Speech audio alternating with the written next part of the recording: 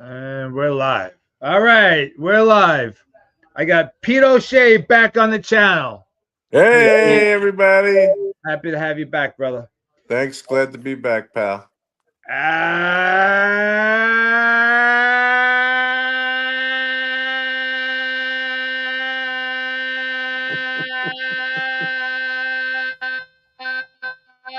Those are 60-year lungs, baby. Good evening, everybody. Welcome to Angie's Angles, live from Smoke Therapy, 215 Ronkonkoma Avenue, Ronkonkoma, New York. It is November the 26th in the year of our Lord, 2025. Happy pre-Thanksgiving, everybody. Happy Happy Turkey Day, Thanksgiving, Pete. everybody. Be thankful. Yes, I'm very thankful for the channel, for my Angie's Angles family and friends, for my co-host with the most host, Pete O'Shea, tonight. I'm Blue thankful for Raider, you what's too, going pal. on? Harold, how are you, brother? Hey, Harold. How you doing, pal? And Harold, we have Harold Square. We are duo interstatal. So before we get into the me and Pete part of the show, I have a little opening monologue. Oh, okay. Here it goes. We got Mr. Cohen, Mr. Stearns.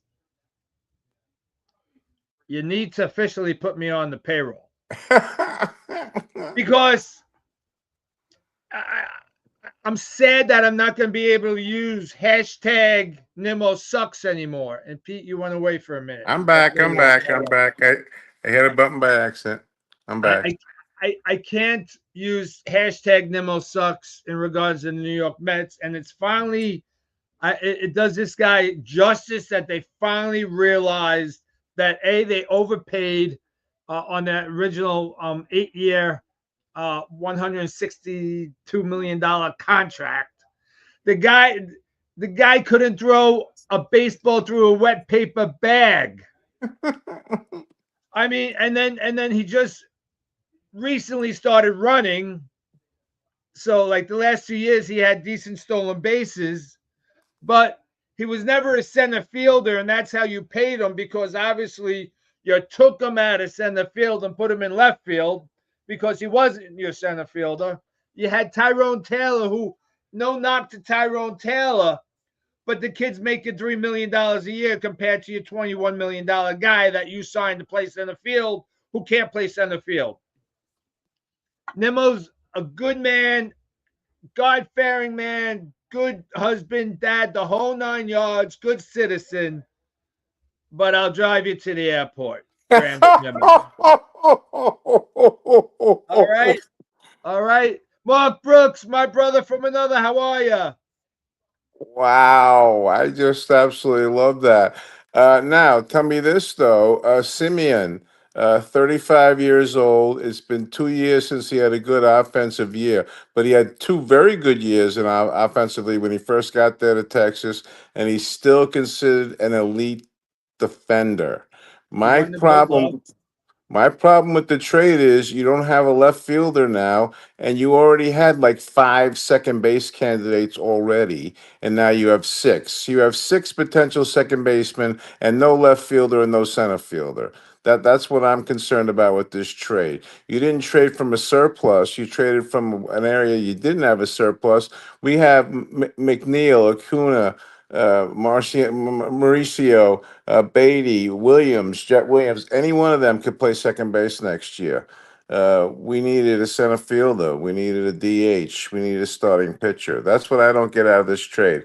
You don't have a surplus of outfielders, and you traded one away. So, Well, yeah, it's all valid points, Pete. And before we get into that dialogue, and forgive me if I'm botching the name, but I see Tatsu Tats Tatsuyama. I. I'm sorry. They're wishing us happy Thanksgiving. You're a first timer. Thank you for joining Angie's Angles. Monk Brooks, my brother from another. Eric Schuster, get off the Bauer train. Nick Troiano, what's going on? Happy Thanksgiving to all. Nick says, no more Nimmo sucks for you, Angelo. Let's see what Simeon can do for us. Give me Pete and Diaz next. So, yeah. So, Pete speaks eloquently about our surplus and our needs. Pete, in order to free up Stearns to spend whatever budget that Cohen gave him, you had to make room available. You had to have spots available. The I Mets are agree. the I Mets are agree. saving money by the Nimmo trade, okay, because Nimmo's on the books for another 5 years in Texas and Simeon 3 for the Mets. So while Simeon's getting more money per annum, in the long term, we're saving long term money and we're freeing money off the books. Now, talking about saving $30 million in the world of Steve Cohen is like throwing the tic tac to a freaking whale. Okay, I mean we're talking chump change. We're talking that's in his sofa the $30 million for God's sakes. Well, which is why again I question the whole trade. You didn't get what you need. If you have to unload a salary, and Nimmo made sense. But let's also look at 93 RBIs, 25 home runs. He had more value than that than to get a 35 second baseman who hasn't had a good year in 2 years. I just don't get understand the trade. I want to see one of those kids take second base. Now you've just retarded the progress of all of them. Beatty, Jet, Acuna. I don't understand that. You gave up $53 million. You want to talk about money? $53 million 1 year and another 35 the next year to Texas just to get Acuna. What are you doing already? What are you shit to get off the pot? Poop get off the pot already with these kids. Harold Sanderson says trade 1 or 2 to get a left fielder. So here's the good part about that, Harold. We don't need to trade anybody to get a left fielder because we got ample outfielders on the market that are signable. We got Tucker, we got Bellinger.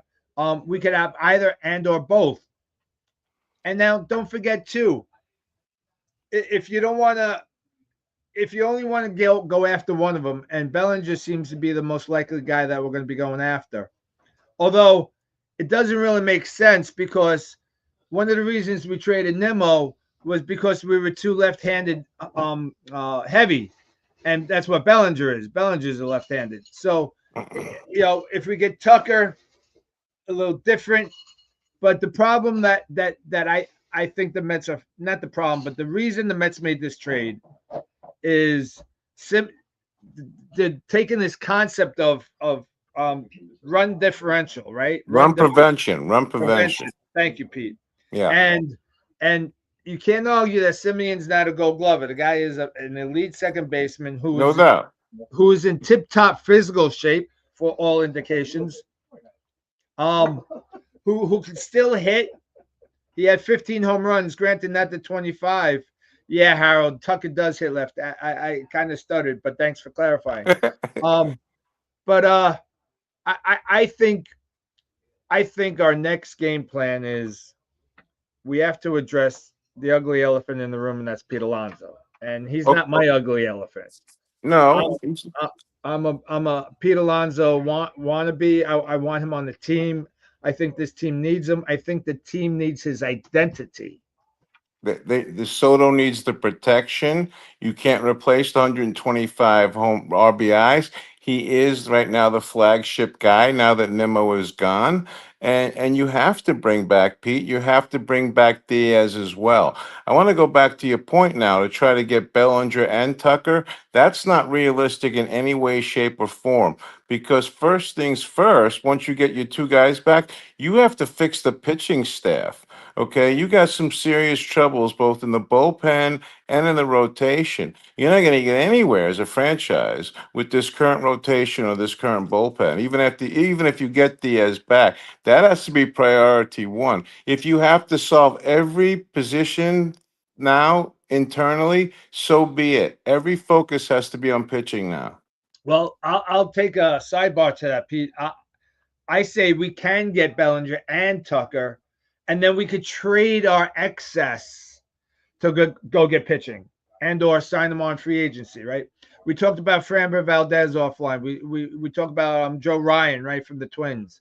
You want to bring Byron Buxton and you actually educated me today because I didn't think he had such a prodigious season last season. He had 35 home runs. He had a very good season last year, and he's one of the best center fielders in baseball. And Joe Ryan and him are the two big money players left on a team that is divesting themselves of everything. So both of those guys could be had. Now you got a center fielder, now you got a starting pitcher. Okay, that's a very good trade. I got another one for you. Tampa Bay has some people I'd like to get my hands on. Okay, Drew Rasmussen was a very good pitcher for them last year. Another guy by the name of Clevenger was a great lefty that would give us three lefties in the bullpen.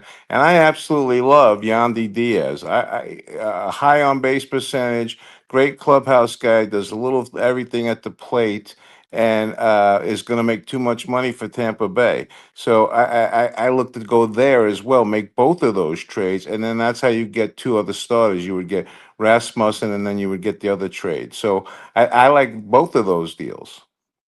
All right. I want to address some comments online here. So tonight, Dylan Cease signed this massive albatross of a contract, 7 years, $210 million. He's a 3.88 career ERA guy. Who did he sign with? The Jays, the Blue Jays. The It was Blue three. Jays. Yeah, the Blue Jays. I just don't understand. I don't understand that contract. It's insane. I understand it. They came up just short. Okay, if they get that, if the guy doesn't hit that home run the top of the ninth, the Toronto Blue Jays are the world champions. They have to overpay. They had to do something radical. They had to put up something that would just calm their trade, their people down. They had to do something big. Yeah, but that's overly big. I mean, It's way overpay. It's a way overpay. I mean, he's 29, so 7 years he'll be 36, and you're paying him $30 million a year. I And mean, you're that's going to get two incredible. good starts and then three crappy ones with him. Two really good starts and then three crappy ones. Two phenomenal starts and then three crappy ones. That's what you get with him. So I don't get it. Like you said, near a 4 ERA, and you're going to pay this guy all this money. The- 3.88, and he had a 4.35 this past season. He wasn't even on And look at the fire this walks. past Look at his season. walks. He has horrible control. Look at his walks. It's Okay. He terrible. has horrible control. I want to address Harold Sanderson, Harold Atkins, rather. Sorry about that, Harold. Harold says, "Do you think the rumored Tatis trade is possible, realistic?" Um, It depends on. So here's the deal. And Pete and I are aware of this, and our fan bases as well. That the Padres are in financial difficulties, right? They're in They're in, receivership at the moment. They're right. actually in receivership. And you too, Johnny. Um, Actually, they had to take a loan from Major League Baseball to cover payroll last year. Major League Baseball has taken over their television broadcast rights. So Hmm. MLB's bailing them out. And obviously, we're seeing now Cease is gone. Heavy rumors that Tatis is available. I say yes, 100%. Throw him in right field. He's got an arm. Put Soto in left. And let's go get either Tucker or Bellinger for center and call it a day.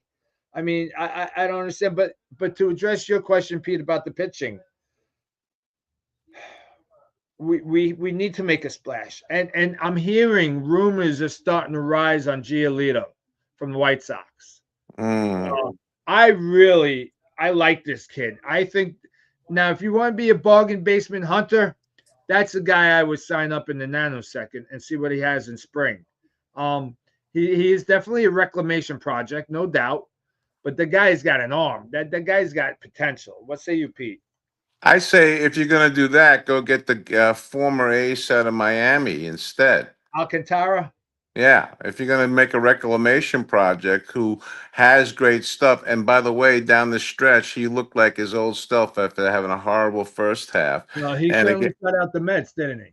yeah, and Miami would gladly let him go too. See, all these small market teams, especially now, you just said it, the TV markets are getting beat down, and so all the small market teams are going to have to divest big salaries. They'll have no choice. They'll have no choice. And Yeah, and let's pivot to the CBA. Now there are two things going on here, right, with the CBA. yeah. There are two school of thoughts. One, owners are either going all in for 2026, knowing there's no 2027, okay, or they're going all in for the future because they know this is just going to be all worked out. So here's my thing. Okay. I don't think baseball, not the owners, not the television stations, not certainly not the players, because in the lockout, players don't get paid. Now you could say, okay, Ange, they already made the millions, but sure, those are the 5% superstars. But the rest of the league that are making the hundred, the The 500 minimum. to $1 million, right? Um, Not that they can't survive on that, trust me, but they're at this elite lifestyle where they can't live off of that. So Managers, agents, right, taxes. By the time everybody right. sticks their hands in their Stadium pockets, people, right? Everybody, the stadium workers, the whole 9 yards. So everybody. I personally don't see a lockout happening. I think it's a slam dunk. I think the owners cannot be stupid again. I don't think baseball could afford the drop in viewership. Well, yeah, that's true. But here's the thing. We've heard this that this time they're going to have a hard line that they want a salary cap. The union says hard line they don't.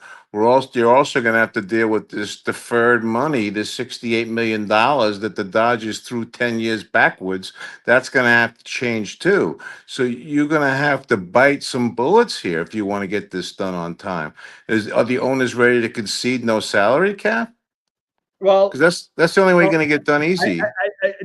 so the question is, do they need to be unanimous? Because I know the Dodgers ain't rooting for that. They're not pulling for a salary cap because they're relying on the revenue of Otani and Yamamoto abroad globally to pay their salaries because that's where they're getting the money to do so And off they the merchandise.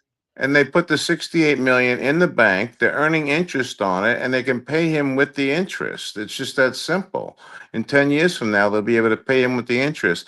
You have to take that loophole out of the game, or the small market teams have no chance. As far as the salary cap goes, I'm satisfied with the continue on with a luxury tax, but the owners say they are not, and the players are saying the opposite. There's no way they're going to go for it. You got to remember the union, the baseball union, is the strongest of all the sports, and they have money saved up that they can give to those younger guys. They can dig their heels in the sand here if they want to. I don't see a lockout happening. I see a strike happening. Oh, that's interesting. That's a different take. I want to acknowledge some people. John Capone, how are you, brother? Happy Thanksgiving to everybody once again. I don't think I don't. I never thought we'd have a pitch clock. I never thought we'd have a freaking ghost runner. I never thought we'd have two disengagements. So I got to get off the it ain't never gonna happen because I can't see it happening. But I can't see it happening, Pete. Baseball has a huge opportunity, especially with football been taking a hit lately, right? With people starting to think that the games are fixed because of the refs and this team gets that preference and this. So baseball can't. I don't think they could stomach another um uh no season or delayed season Well, and that's the coming up. owner's stance, but I think the player's stance is going to be we're going to dig our heels in the sand and we're going to go on strike. They do not want that salary cap. They're not going to go for it. The only sport that doesn't have it, Ange, and it's the reason that you can still spend like you want to. I mean, it's the Cohen line. You just pay the tax, okay, 110%. So what? Write a check, okay? If you put a cap in there, it's going to screw up their revenues, and they're not going to do it. I think the players are the ones that are going to be the hardliners, not the owners. Yeah, I think I think the players, like you said, are going to dig the. And I think it's the owners that are going to cave, Pete. And I just can't see it I just can't see it happening. Well, I'd like to see that happen. I don't really think they need a cap in baseball, the way the revenues shift back and forth. They'd be simple to just pretty much go the same CBA, just clean up that loophole stuff on deferring 60. You got to put a cap on how much you can defer. That has to be done. Now, doesn't football have franchise player tag or something like They that? do. They have Right, franchise player right. tags. That's So correct. maybe that baseball needs to adopt that, right? Yeah, Label one of you guys a franchise player, and he's the one that you could do all the shenanigans with. And they have a similar thing in basketball too. They have the Larry Bird rule where you can go over the cap to re-sign your own star. Okay, and so there should be that same. That should be it. Should be the same thing. There should be a tier to income stratas, and in those tiers of how much income is how much leeway you have to defer or go over the cap or both. It shouldn't just be based on the overall income. Each person's salary should be in either group A, B, or C, and then you're taking out appropriately. I want to acknowledge my good buddy Kevin Elliott, who's adding his his Debbie Downer comments tonight. It's calling Tucker Okay. garbage, and Simeon has two bad wheels. Kev, there's nobody that I know in this world that is more tuned into baseball stats, predictions, um, uh, following them from single A to the majors. Kevin Elliott's got a brain and a half and three quarters. I am awed by his knowledge and his accurate acumen, if you will. But Kevin Elliott, sometimes you have to be a little emotional about the player, and I see nothing but positives with Simeon coming over. Maybe he needs a rejuvenation. Maybe him and Soto seem to be buddy buddy apparently, so that'll help a little bit. What say you, Mm. Kevin? What say you, Kev? I have a couple other names that I want Yeah, to throw Pete. at you in the free agent market that could be very positive influences that I think the Mets could get their hands on. Number one would be the Japanese pitcher Ima. You heard what he said. He said he doesn't want to join up with the other three Japanese. He wants to beat them, and I like that, man. When I heard that, I'm saying I want that guy on our team. That's the way to get it done. I know he wants to be with no other Japanese. He wants to culture fight. I know that, but I think he'd be happy with us. He'd be really good. A guy out of the bullpen I like is Pete Fairbanks a lot. Okay, he was the race closer last year. They did not pick up his option. He could be mad available for 12 million bucks and be a beautiful setup man for Diaz and a backup closer in case something goes wrong. Okay, there's some really good. And then what about Adalis Garcia? The Rangers let him go also. They did not tender him on a contract. So there's several people out there underneath the first level of free agency where I think you can get some bargains. I mentioned Tampa Bay before. Another guy I know they'll trade right now who could be a good DH for us, Brandon Lau. Huh. Oakland, my guy out there as well. I love Tyler Soderstrom. I absolutely love him. He started out at first base. Then they get the kid that's rookie of the year. They stick him out in left field. What does he do? A finalist for Gold Glove in left field. 25 home runs, 800 OPS, gets on base. Young, 23 years old, can play first base and both corner outfields. Another guy I've mentioned a couple of times I like. I know no everybody's down on him right now. Bad attitude, bad OP, bad batting average. But O'Neill Cruz out of Pittsburgh, 38 stolen bases last year and popping his bat. He can play center field. So those are other names I see that the Mets could go after. All valid points, Pete. It really is.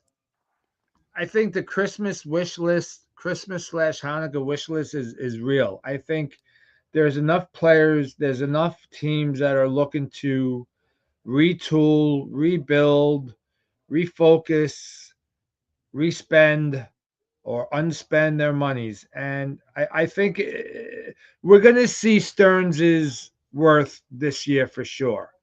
Whatever he could pull off, I'm eager to watch to see what happens. Uh, I'm not convinced he's done a great job thus far, but I believe that I thought this trade was fine.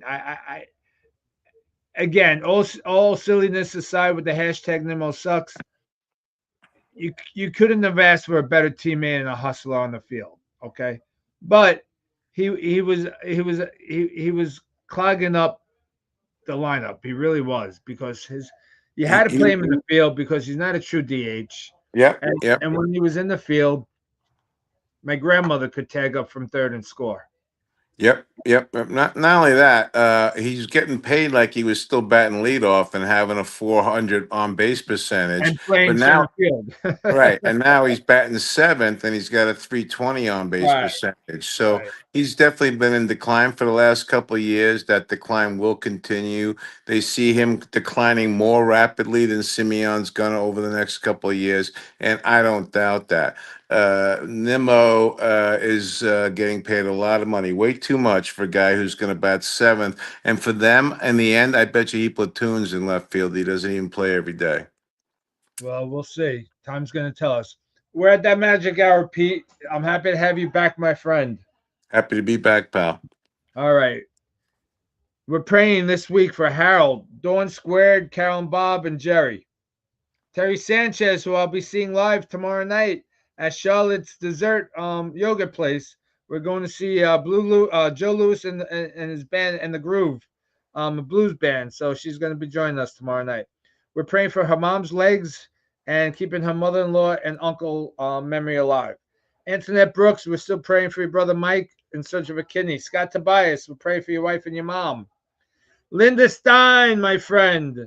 Linda underwent another hand surgery as the X-rays and MRIs didn't pick up. She actually had broken bones in her hand that they had to go back and fix. So Linda's recovering at Thanksgiving. We're praying for that and her dad. Kevin Elliott, we're praying for your hatred for the New York Mets and their abilities. We hope that you lose the MDS, Mets deranged syndrome problem down there in Florida. We're praying for the Krause family. We're praying for Deb and Lee down in Maryland, Marianne Bello. We're praying for you guys out there in Las Vegas. Larry Levy, we're praying for Frida as she remains in remission. Mr. McGowan, sir, happy Thanksgiving, Mr. McGowan. We have your six, my friend. Ralph, my friend from Smoke Therapy, we're praying for your health issues. Pete and Shani down in Florida, we're praying for you guys as you start your new adventures in your new home. Tom, pneumonia's all done. Thank God he's been here a couple last Thursdays. We're praying for his friend Pat.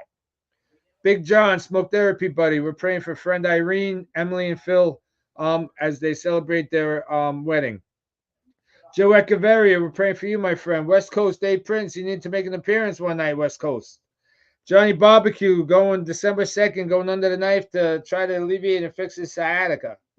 Johnny W., we're praying for Elizabeth. Johnny V., we're praying for your father-in-law.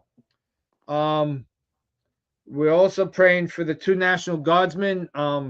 There were erroneous reports earlier today that listed them both as deceased. Then they corrected and said that they're in very critical condition. Suspect is caught. This happened a mile away from the White House. They were ambushed. We need to pray for unity in the world, man. We just yes, we do. Yes, we do. This needs to stop. I want to thank everybody on Angie's Angles. I want to pray for all you and your families. I hope you all enjoy a happy and blessed Thanksgiving. I am thankful for all of you. I cannot say that enough. You guys give me the desire, the want to be here. And I appreciate you showing up every Thursday at 8:30. And well, tonight's a Wednesday, but it's a pre-Thanksgiving broadcast. Peter, you want to add anybody? I want to pray for my new grandson. We just got a new grandson, Luca, and we have another new grandson coming very, very soon. His name's going to be Lachlan. So we want to pray for those two young fellas. Thank you, Pete. And buddy, I'm glad that you're back with me. We'll catch you another 2 weeks. Oh, wait, can I ask you one last question before we go? Would you go after either Screwball or Skeens? No, you can't. You can't. I'm not giving up. No, I'm not doing it. I'm not doing it. Now, Neither. Screwball is a free agent next year, I believe. Right. I think that's accurate, right?